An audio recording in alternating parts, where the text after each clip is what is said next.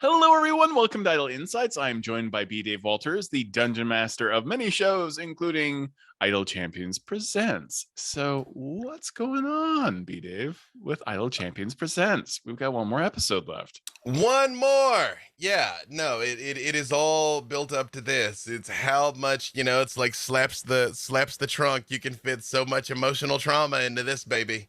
That it's like we don't it all comes down to this, that they got to save the Raven Queen, hopefully save Havilar, hopefully save themselves. I will tell you, as we wrote the final conflict and what was going to happen, there was a real concern. Dylan was like, yeah, but what if they all get killed? And I was like, this is what'll happen.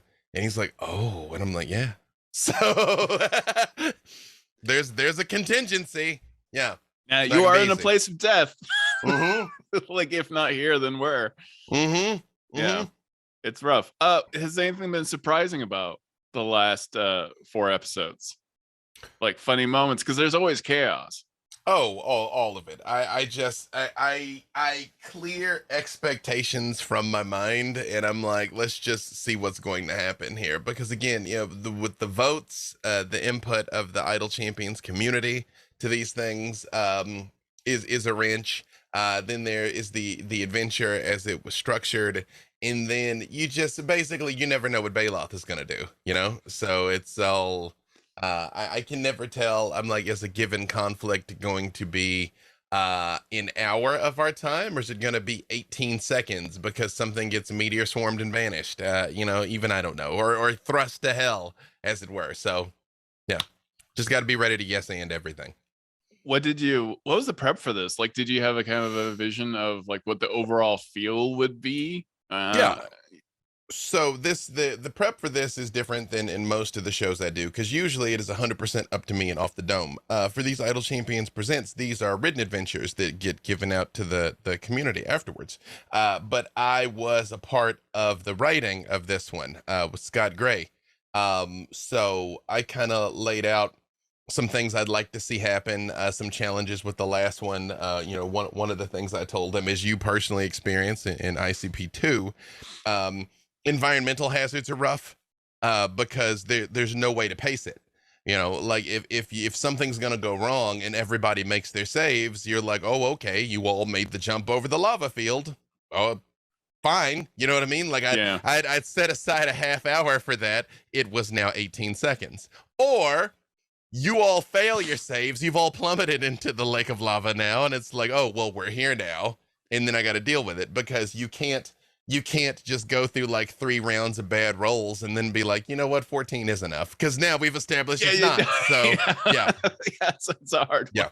Yeah. So that's a challenge. Riddles and puzzles are the same way, because you never know how people's brains work. Sometimes you'll put that in front of them, and instantly they're like, it's a dog chasing a car. You know what I mean? You're like, okay. And then other times they're like, I'm unaware of the existence of dogs or cars, and we're just gonna sit here, so that kind of stuff. I made the mistake. Like, there was once a puzzle was too easy because they showed me the map, and I was like, oh, I know what it is. And I took all the wind out of the DM sails because we were like 30 minutes into the adventure. I'm like, I know what's going on. Yep. And I guessed it. I'm like, oh, I'm so sorry. And it's all relative, man. Yeah. There's been times I thought I left the clearest of breadcrumb trails. No one saw a thing. There's been other times that I was like, no one will ever conceive of my master stroke. And they're all like, yeah, he's going to bomb the clock at, 11:55 instead of midnight. Clearly. Well, and I'm like, you personally know I've actually put up like a sign that's like, plot found here. Yeah. Like push to explode the mountain. It's like, that's weird. There's all this scaffolding and TNT, huh? Yeah, that's it probably doesn't work though. Yeah, it's all right. Why that's exactly what they think we do. Yeah, right. Yeah. Mm-hmm. I understand that feeling. What have been some surprise performances? Aaron M. Evans is always a joy, and is such a good role player and doesn't know it. She said for a long time, she's like, I can't play Farida. She's like, the character's too cerebral. And I was always like, yeah, but you can though.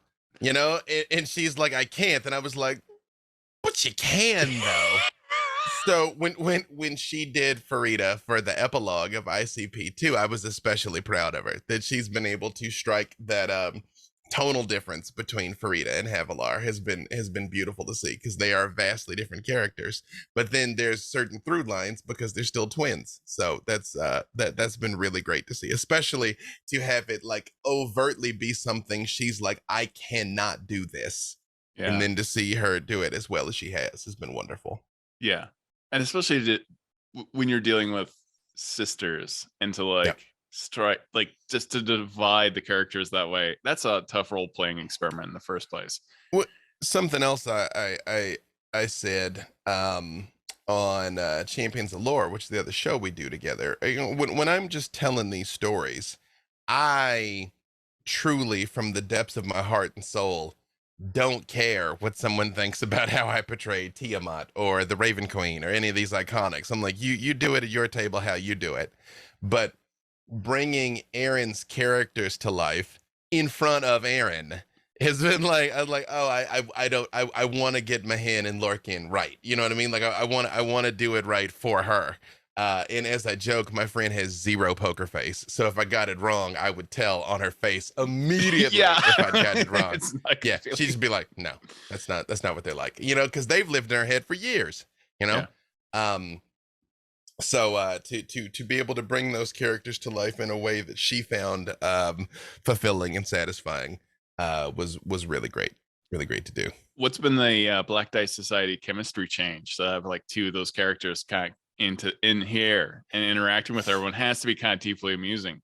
It's true, although it's funny because both Desmond and Tatiana have gotten to the point that Freely got in our stories where it's like, I've just been plucked and uprooted so many times, like I'm just gonna go with it. Okay, this is where we are now. All right, we're quantum leaping this piece, you know? What's the problem we gotta solve to hopefully go home? Okay, you know? So seeing them approach it like that has been really great because their characters in the Black Dice Society were uprooted from the prime material plane and dropped in Ravenloft, and then they've gone from Dread Domain to Dread Domain, and then left and went to the Feywild and came back to the Dread Domains, and now they're in the Shadowfell, and they've had this ping pong life that it's like, all right, you know, like okay.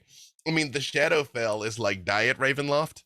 Yeah, because Ravenloft is in the Shadowfell. A lot of people don't realize that it's like the lower east side of the Shadowfell. So actually coming out of the Dread Domains, it's like less awful. So in some ways, this is almost like a bit of a vacation for the two of them.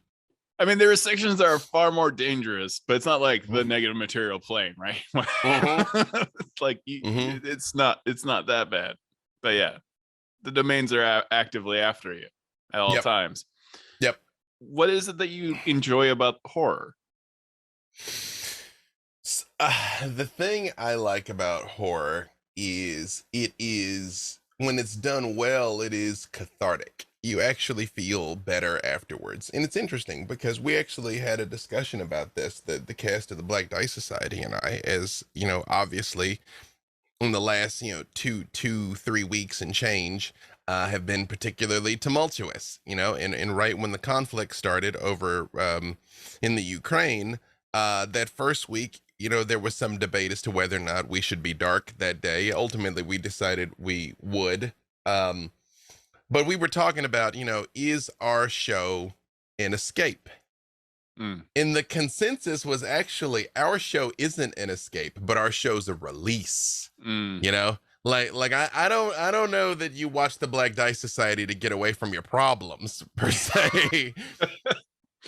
But hopefully, if you're invested in these characters and invested in this story and invested in what's happening, is they're getting a little bit like wrung out, so are you, that afterwards it's like, That's a very good point. Yeah. Yeah, like a lot of good horror stories now I look at, like The Ritual or The Descent or anything. It's that moment that, like, it may be one person who survives the story, but that release of like, I made it. I think everyone wants that in life. Exactly. Comedy can scratch a similar itch, but just in a very different way. Because there's a wild thing about human beings, the human nervous system can only maintain a heightened state of emotion for about 20 minutes, 30 minutes on the high end. You can't laugh nonstop for an hour. You can't cry nonstop for an hour. Your body physiologically will not let you. You will just even out. It's how we're wired. That's why you have to wave these things up and down. If you pay attention in movies, that it's, even in a comedy, something goes wrong before it swings back, and probably everything works out in a comedy. In a horror movie, it looks like everything's gonna go great, and then you have that downward swing where it probably ends up going poorly. That's why in these stories that I tell, there, even in the horror stories, there's light moments, and even in the comedy stories, there's dark moments, because that's how you set up these big payoffs. Like on the Black Dice Society a couple of weeks ago, we were lucky to have Lucky Yates from Archer guest star on there, and he was playing the puppet Piddlewick 2, and he really made a puppet, and it is some of the funniest stuff I've ever seen in my life, ever. And because we just went with it, and I was like, do your thing, man. But on the back half of that episode, when everybody's like, ah ha ha ha ha, I snuck up on him, boom, one of the hardest things that has happened in that whole show, because again, it's like, you are unwise to lower your defenses. Yeah. How do you go, like, so we've got the final episode, like, you can't tell, you obviously you can't spoil it for me, but how do you ever feel the tension of, like, how do I end this? Like, how is this going to go? Do you have a sense of where you want it to go, or like, do you just enjoy the chaos? Like, this is a very precarious, I mean, it's all precarious with you, frankly. Yeah. Well, there's definitely some branching possibilities, and one of the things that I hope, there's times I'm yes-anding off the dome right then that I hope always seem like they're a part of the plan. Like in ICP2, when you personally playing Averin put someone that had a bag of holding in a bag of holding, and I was like, you just put a bag of holding in a bag of holding, which everybody talks about what's gonna happen, and I was like, well, something's gonna happen. Let's go to break while I figure that out. Which actually, again, giving you a peek behind the curtain, worked out well for me, because you all in that, for people who haven't seen it, there was an environmental hazard that were these hallucinogenic mushrooms, basically, that just kind of make you lay down and die, basically. If you fail to save, you're just like, I sleep right here, and you just sort of stay there.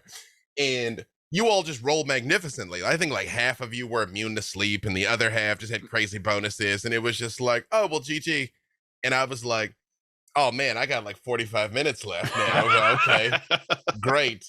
And then we had that hijinks with the bags and the bags, and I was able to pull in those gods that I pulled in, which was Lune, Lathander, or Lune, I suppose, Lathander, the Raven Queen, and Orcus, because I not only knew the votes that were coming later of which gods were going to intervene, I knew even the bones of what the next story was. So it made sense that's why the Raven Queen keeps popping up all through that story, just like kind of poking at people, because I knew the next story was about her.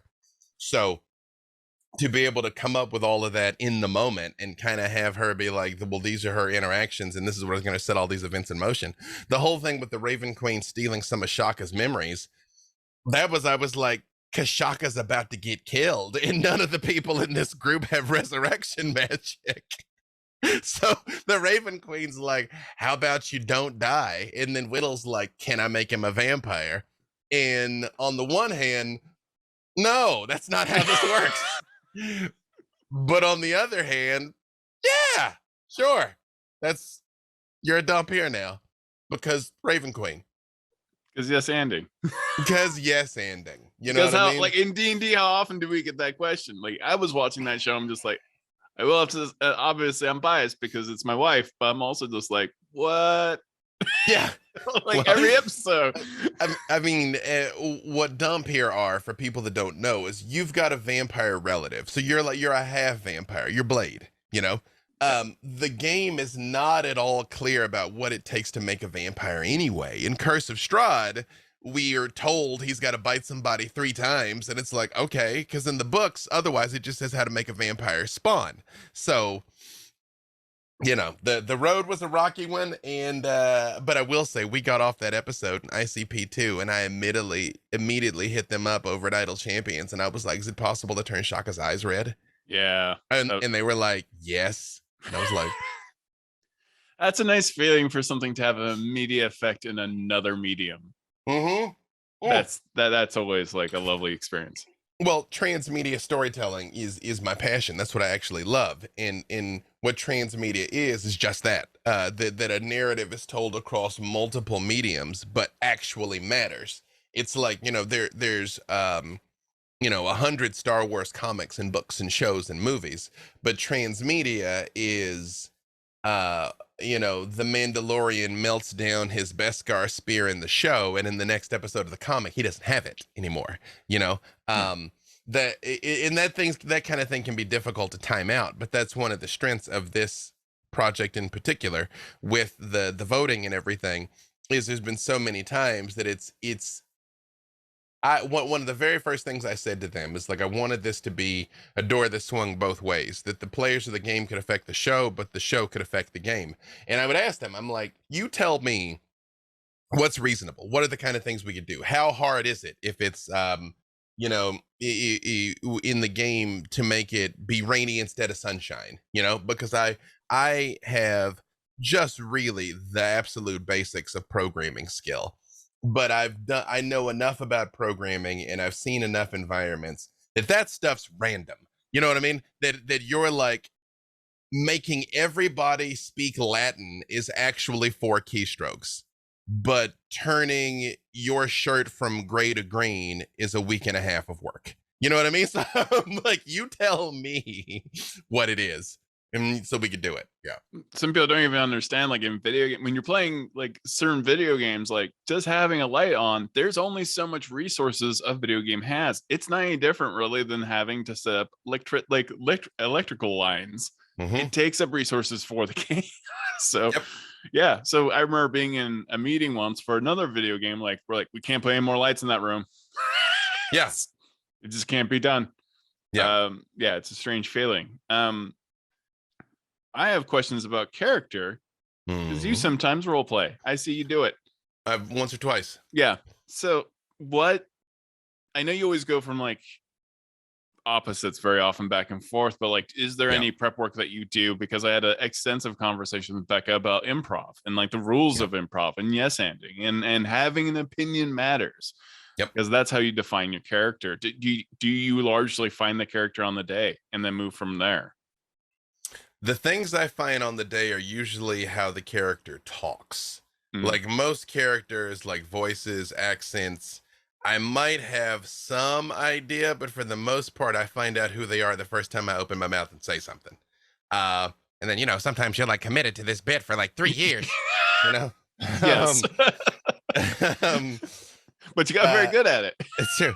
I mean, yeah, it was effortless. You just slide right into it. But I think you did that also in part to like move from the mind flayer voice, because I gave you no warning. I'm like, you're a mind flayer. You're like, oh, cool. I'm a mind flayer now. That was off the dome. How a mind flayer talks. And then you were like, you have to go, okay, what doesn't sound like a mind flayer? Not that. Yes. I've been blessed to do a lot of this. I've been blessed to play a lot of characters that came, very well received and iconic. And so I do look at character creation as, what have I not done? Like most of my characters are a counterpoint to the last character, usually. The next character I'm working on for the next D&D project in many ways was created to be not freely. And there's still more overlap than I would like, but a lot of it is just mechanical overlap, in the sense of just how this character will function. It's like the freaking architect, it might require a mind less constrained by the parameters of perfection, but the min-maxer in me kind of knows what works in this game. So I kind of come back to the well with some things, Yeah. I have similar problems. I'm like, I know what is mechanically fun for me, and that may never change. Mm-hmm. what was fun for me role playing, like I will never get tired of having like an optimized build or like the mechanics of D&D, why I tend to find fun, but like I will very much get tired of a personality type or a Yep. character, and then maybe I'll come back to it years later. But yeah, Yep. that makes sense. I mean, yeah, we've talked about this extensively. Like I will probably, unless it's ICP, I'm not playing Avern again. But I do love the trickery domain, not for the trickery of it, but because I know a certain build I have murders everything every time. And We're among friends here, so I will say that definitely there was times I was talking to you that it was the full water spray bottle, and nope, can't do that. You're like, what if I do this thing? I'm like, nope, you can't do that thing. Nope. nope, Mm-mm. nope, yeah, no, Nope. there's Nope. always gotta be a little No. bit. Todd's a bad Todd. No. Yep. You almost gonna let me get away with too much when I almost took the dragon, the orb of dragon kind into ICP 3, and Mm-hmm. that's when I self-censored myself. I'm like, you know what, I'm not. This is too messy. You know, that's the joy of high level play, though, that I'm like, do your worst, because I'm going to. So, Yeah, that's the thing. have Like at people it. forget there's a dungeon master involved. Mm-hmm. Well, people also they'll say things like, I'm worried about this character being too powerful or whatever, and I'm like, hey, check this out. If any character gets um too out of hand, attack the group with 5 of them. 5 exact duplicates of you. Roll initiative. You know what I mean? You're all Yeah. like, come on. Yeah, that's you're not going to win, the power creep battle, because past a certain point, there's also gods. Tyr wins because he feels like it. That's Yeah. you know what I mean? So yeah. Well, and a swarm is a swarm. That's the other thing about it. Like, Mm-hmm. yeah. Uh what what is this experience largely like? Because you've got to be, well, we can't really talk about future projects. Yeah, man, and the NDA bullets will show up, you know what I Yeah, mean? yeah, I'm the little lasers, like, the lasers pop up and stuff like that. mm-hmm. What's your advice for people about yes anding? Do you feel like that is a very important part about being a D&D role player? It's the most important part. You can't. The problem with just saying, all right, let me take one step back. It's, when we talk about yes anding, it is one of those, it is a fundamental rule of improv, a fundamental rule of acting, that somebody gives you something, you go with it. You don't shut that thing down, you know? There are times at the table that maybe you can say, no, but like if somebody's asking you something that is completely out of character for your, you're the lawful good paladin, that lives by the vows, and the rogue is like, let's go rob this orphanage, and it's just not, it truly is not a thing your character would do. Then the burden is on you to be like, well, I won't rob the orphanage, but I will help you rob this thieves guild as long as we donate half of it to the orphanage. You know what I mean? Like, at least that, we're still, something's still happening. You don't just be no, because no just shuts down all the motion. Now your scene partner has to try and figure out something else to move it forward. We went through this on Invitation to Party, where Iffy's character Thorby was a giant flirt, and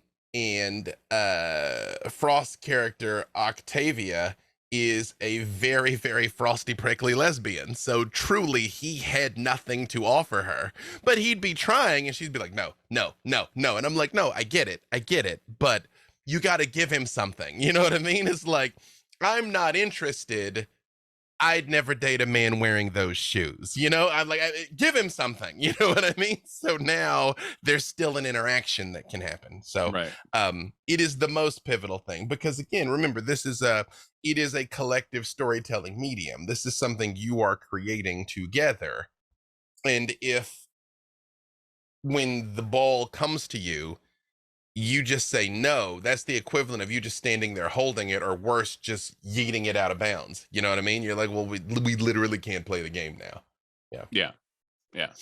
I like, again, I've talked about this multiple times. My favorite interaction ever was being an assassin with a friend who was a paladin, and that back and forth between us, the uncomfortable tension of the body count kept on going up, and he knew it was me, but we had to. He had to be him, and I had to be me, and that the friendship between our characters grew and grew over time. Yeah, because we were so different, and we had to make a lot of allowances.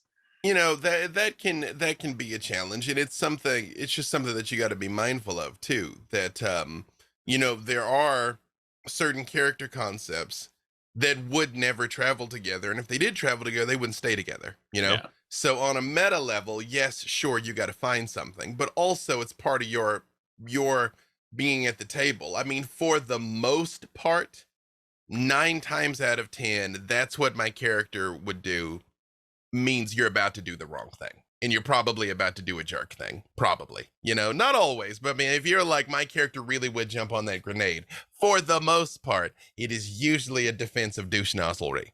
And so what you got to say, if like, well, I'm playing the chaotic neutral character, sure. But if I rob everyone in the group every night, Right. they have no reason to keep me around. Yeah. You know what I mean? So maybe just simple self-preservation is like, maybe don't rob the barbarian again. Yeah. You know? Yeah. So yeah, you may lose some arms. Right, exactly. Yeah, and they will be within their rights to do it. What is your favorite thing about role playing? Because again, you do play such different characters. Why do you keep on enjoying this? You also say yes to a lot of things. No, I do. Although I've definitely gotten choosier over time. For me, the joy of this medium is, again, you get to live your mythology. That is how I explain role playing to people that don't know what it is. Like, everybody knows the name Dungeons and Dragons, but if you haven't really played it, people don't really know the concept of what are you actually doing. And so I ask them, I'm like, what's your favorite book? What's your favorite movie? What's your favorite TV show? How would you like to live it? You know, like, how would you like to be in the Lord of the Rings? And it sounds like I mean that figuratively, but I mean it literally, because, you know, your brain doesn't know the difference between something that is real and something that is vividly imagined.